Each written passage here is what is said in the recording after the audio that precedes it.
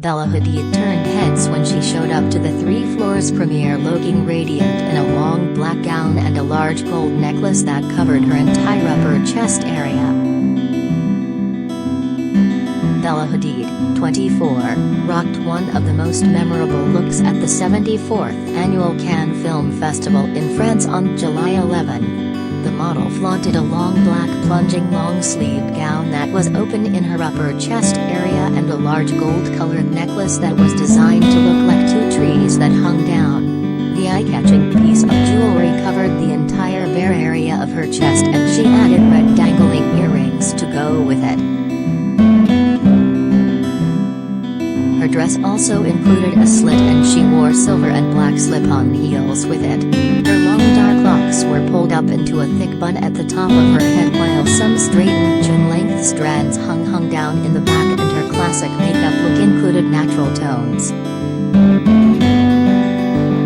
Related gallery.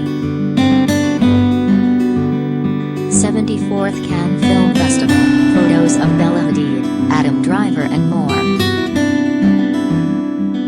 Bella's amazing fashion choice debuted at the premiere of 3 Floors.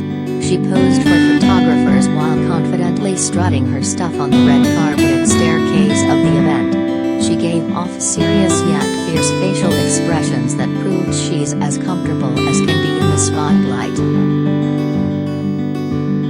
Bella's black gown wasn't her only outfit to get attention at this year's Cannes event. Last week, she attended the screening of Annette in a black and white sleeveless Jean-Paul Gaultier couture gown. The top part of the dress included a black sheer scarf that crisscrossed around her neck and draped down in back of her, leaving a stylish trail.